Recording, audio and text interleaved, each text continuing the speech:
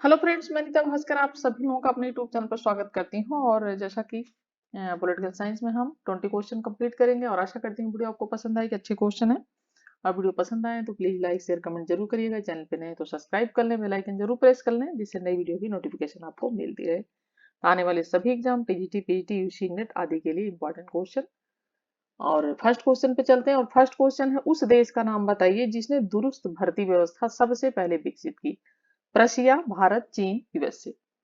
Right option हो जाएगा option A प्रसिया।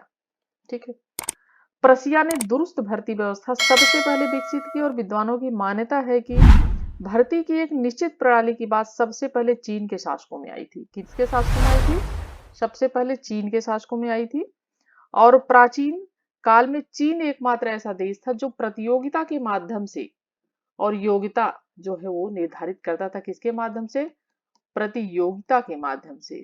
ठीक है, और जैसा कि उसी आधार पर सरकारी नौकरी देता था। और आधुनिक समय में जैसा कि समुचित भर्ती प्रणाली प्रारंभ करने का श्रेय प्रशा को जाता है। ठीक है, और भारत में भर्ती के क्षेत्र में योग्यता का सिद्धांत 1853 से प्रचलित हुआ। भारत में कब से प्रचलित हुआ है? 1853 से। ठीक है, और ब्रिटेन में इसे आंशिक रूप से 1857 में, पूर्णतः 1870 में इसे अपनाया गया। तो राइट ऑप्शन हो जाएगा प्रशिया।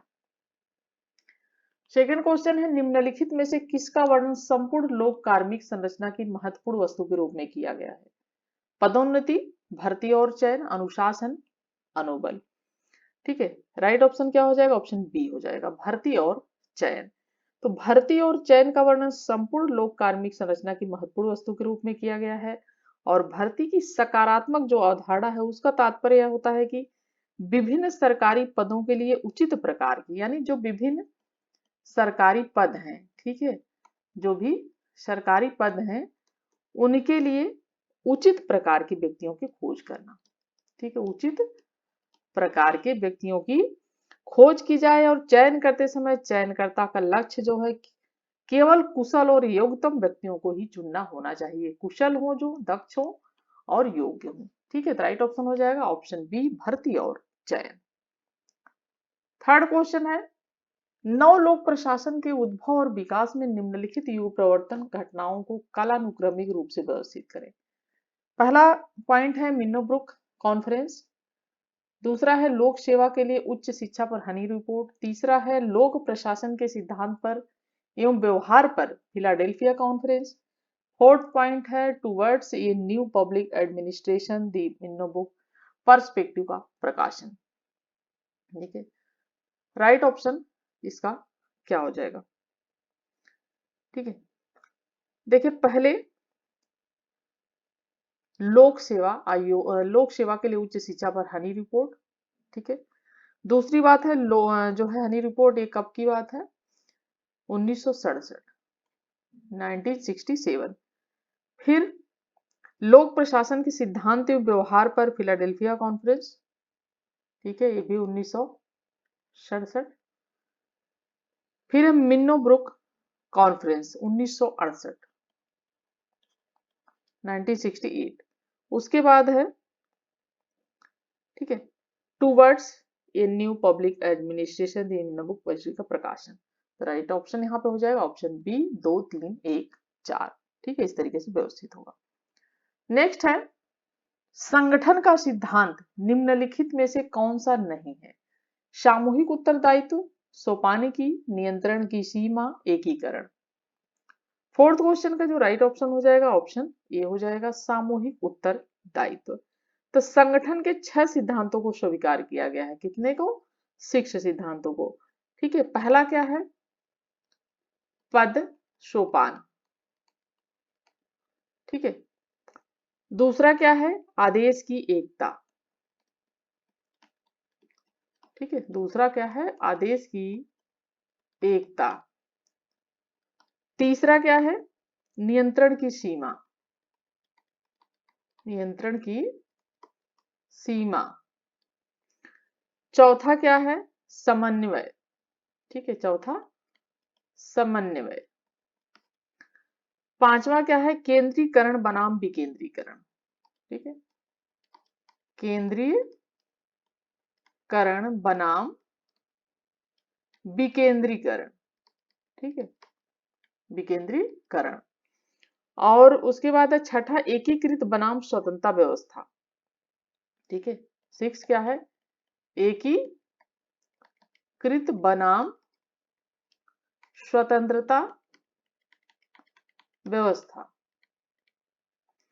ठीक है, पद सोपान का शाब्दिक अर्थ जैसा कि श्रेणीबद्ध प्रशासन होता है पद सोपान का, यानी श्रेणीबद्ध जो है वो प्रशासन होता है, अर्थात निरंतर पर उच्चतर का शासन। ठीक है, होता है। और आदेश की एकता का अर्थ होता है।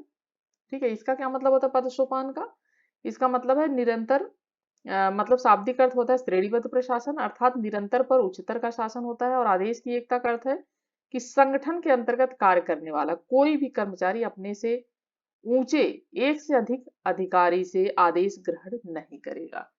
ठीक है, बाकी नियंत्रण की सीमा, समन्वय, केंद्रीकरण बनाम विकेंद्रीकरण, ये सारी चीजें।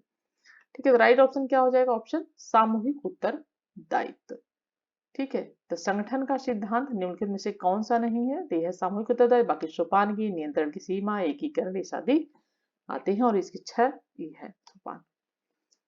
फिफ्थ क्वेश्चन है, लोक प्रशासन के सीमा क्षेत्र को प्रशासनिक सिद्धांत और अनुप्रयुक्त सिद्धांत में एक ही निम्नलिखित में से किसने विभाजित किया है, H Barker, Harold Hedley, F A Nigro, Nicholas Henry. Fifth question का राइट ऑप्शन हो जाएगा ऑप्शन ए, एच बार्कर। तो लोक प्रशासन के सीमा क्षेत्र को प्रशासनिक सिद्धांत और अनुप्रयुक्त सिद्धांत में विभाजित करने का कार्य वाकर ने किया है। ठीक है, सिक्स क्वेश्चन है, अपनी सामान्य अवधि के पूरा होने से पहले, ठीक है, अपनी सामान्य अवधि के पूरा होने से पहले सर्वोच्च न्यायालय के न्यायाधीश किसके द्वारा हटाए जा सकते हैं, यानी जो उनकी अवधि है सर्वोच्च न्यायालय की, ठीक है, 5 साल, तो उसको पूरा होने से पहले कैसे हटाए जा सकते हैं, प्रधानमंत्री, संसद, अपने विवेक के अनुसार राष्ट्रपति, या संसद के दोनों सदनों की अनुशंसा के आधार पर राष्ट्रपति। राइट ऑप्शन क्या हो जाएगा, ठीक है, और इसका राइट ऑप्शन हो जाएगा ऑप्शन डी, संसद के दोनों सदनों की अनुशंसा के आधार पर, ठीक है, राष्ट्रपति। ठीक है, और नेक्स्ट क्वेश्चन है, आधुनिक युग में पुलिस राज्य की अवधारणा पुरानी पड़ गई है, इसका कारण है कि राष्ट्रीय प्रभुसत्ता संपन्न राज्य का उदय, धर्म तंत्रात्मक राज्य का उदय, सी है धर्मनिरपेक्ष राज्य का उदय, और डी है कल्याणकारी राज्य का उदय। ठीक है, और राइट ऑप्शन क्या हो जाएगा इसका, ऑप्शन डी हो जाएगा, कल्याणकारी राज्य का जो है उदय हो जाएगा। ठीक है, जैसा कि आधुनिक युग में पुलिस राज्य की अवधारणा पुरानी पड़ गई है, इसका क्या कारण है, और इसका कारण है, ठीक है, इसका कारण है कि कल्याणकारी राज्य का जो उदय हुआ है वो इसका कारण है। ठीक है, और राइट ऑप्शन ऑप्शन डी हो जाएगा।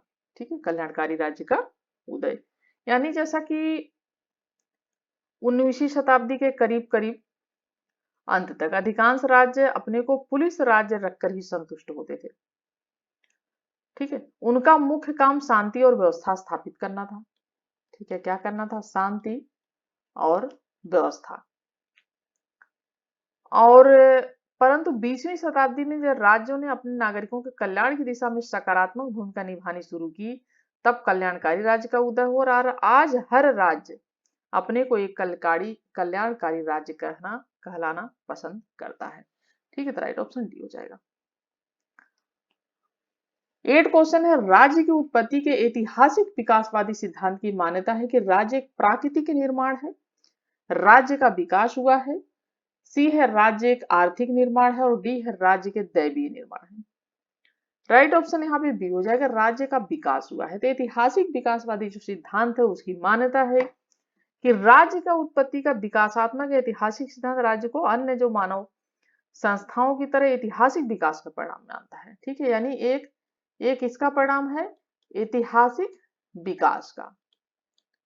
ठीक है, और यह विभिन्न तत्वों के माध्यम से युगांतर के दौरान अपने वर्तमान रूप में विकसित हुआ है, और धीरे धीरे, और जिनमें स्वजन समूह, धर्म, युद्ध, और राजनीतिक चेतना की विशेष भूमिका इन सब में रही है। तो राइट ऑप्शन बी हो जाएगा, राज्य का विकास हुआ है। 9 क्वेश्चन है, प्लेटो के रिपब्लिक में न्याय निहित है। दार्शनिक राजा की आज्ञा मानने में, साम्यवादी व्यवस्था के अंतर्गत रहने में, जीवन में अपने स्थान के कर्तव्यों को रोकने में, नगर राज्य के जीवन की सहभागिता में। राइट ऑप्शन सी हो जाएगा, जीवन में अपने स्थान के कर्तव्यों को रोकने में। प्लेटो के रिपब्लिक में न्याय निहित है। प्लेटो अपने न्याय विषयक सिद्धांत का प्रतिपादन मानव स्वभाव के मनोवैज्ञानिक विश्लेषण से आरंभ करता है। ठीक है, मनोविश्लेषण से आरंभ करता है। और जैसा कि उसके अनुसार मानव आत्मा में 3 प्रधान गुण होते हैं। ठीक है, मानव आत्मा में कौन कितने गुण होते हैं? 3 प्रधान गुण होते हैं। पहला क्या होता है? पहला गुण वासना। दूसरा क्या होता है? शौर्य। और तीसरा होता है विवेक। ठीक है, समझ बूझ विवेक। ठीक है, विवेक यानी विवेक के अनुसार। तो पहला वासना, दूसरा शौर्य एवं विवेक। तो उसके अनुसार समाज में न्याय की उपलब्धि तभी हो सकती है जबकि उसका प्रत्येक घटक अपने प्राकृतिक गुणों के आधार अनुसार आचरण करे और अर्थात अपने स्वधर्म का वो पालन करे। ठीक है, तो राइट ऑप्शन क्या हो जाएगा? ऑप्शन बी हो जाएगा, जीवन में अपने स्थान के कर्तव्यों को करने में। नेक्स्ट है, राज्य के कार्यों में वृद्धि हुई है क्योंकि यह माना जाता है कि राज्य सभी की भलाई का कार्य करता है। राज्य केवल कुछ ही समूहों की भलाई का कार्य करता है। और सी है, राज्य केवल कुछ ही वर्गों की भलाई का कार्य करता है। और डी है, राज्य केवल शासकों की भलाई का कार्य करता है।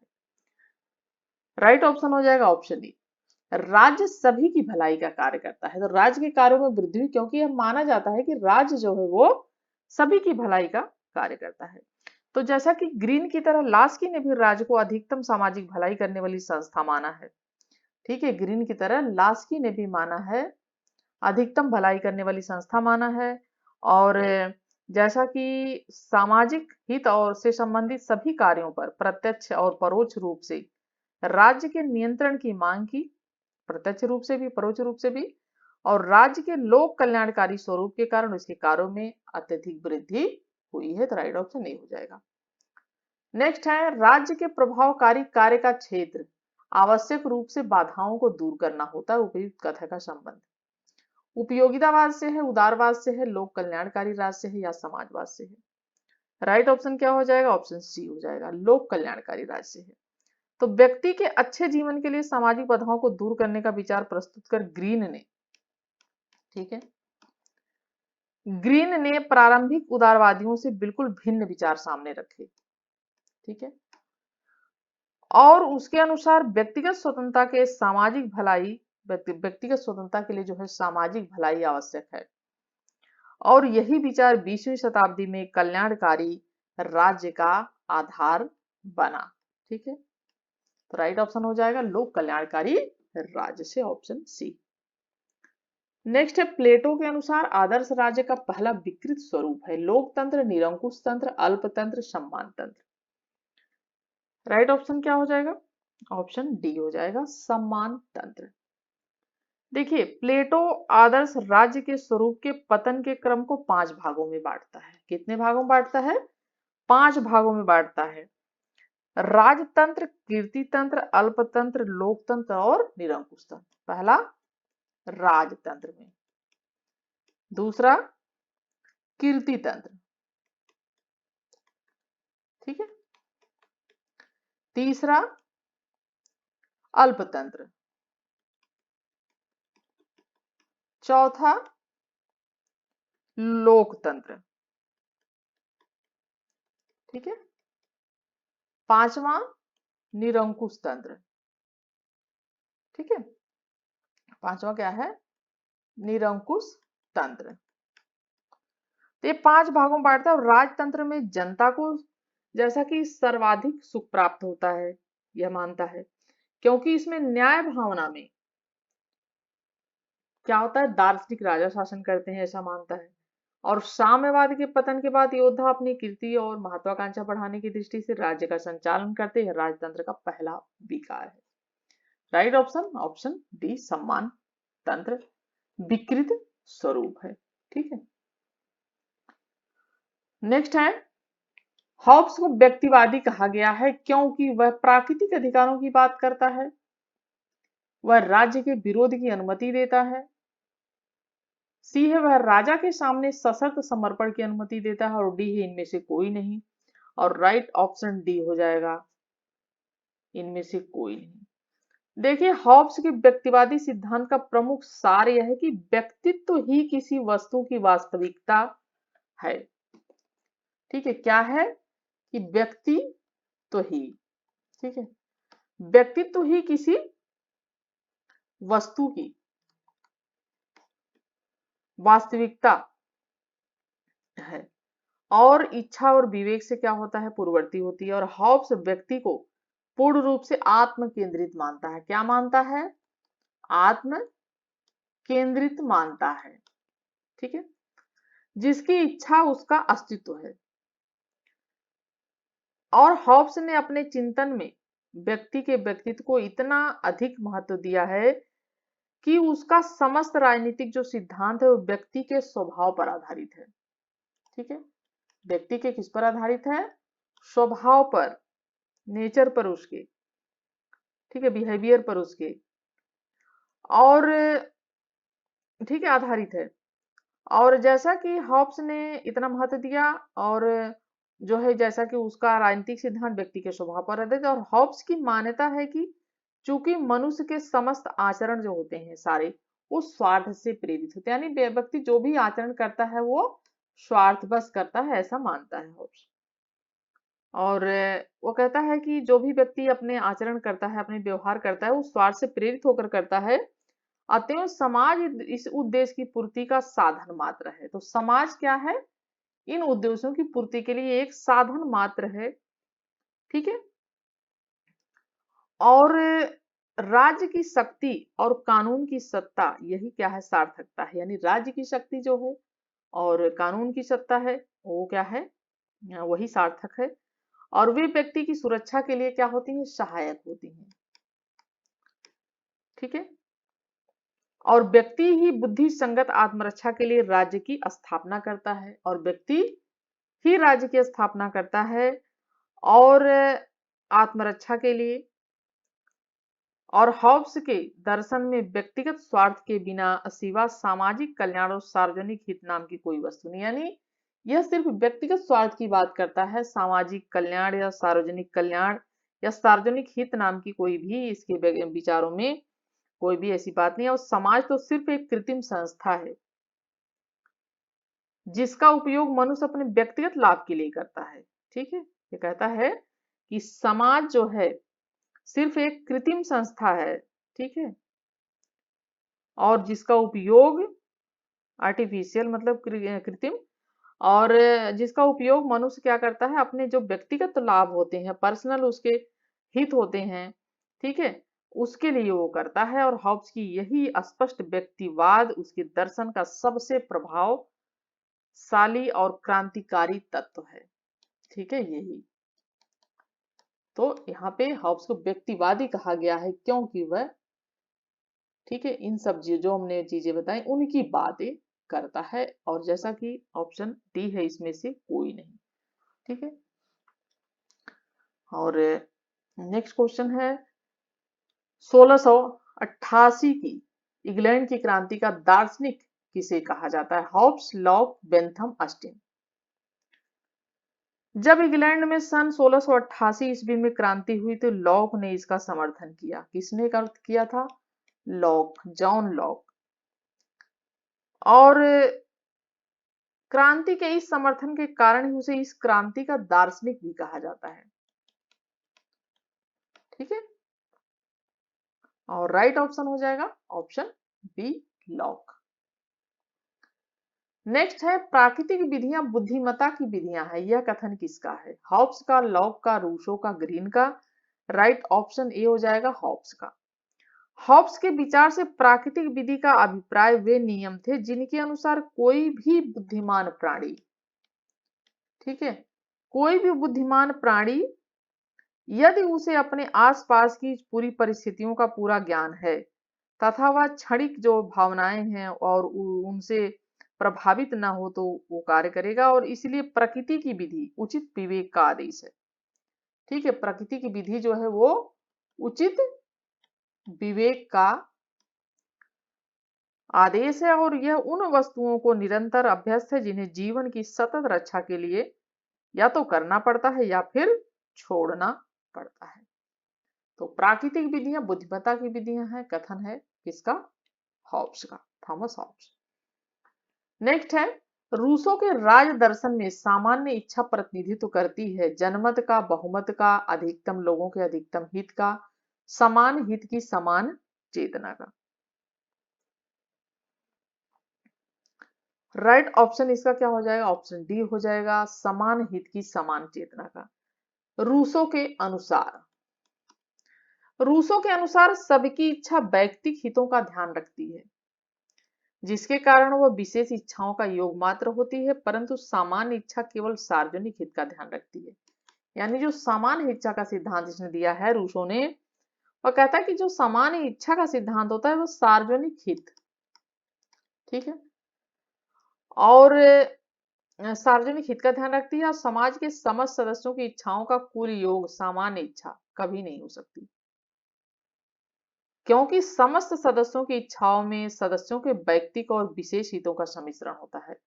यानी उनके विशेष और वैयक्तिक हितों का क्या होता है? सम्मिश्रण होता है।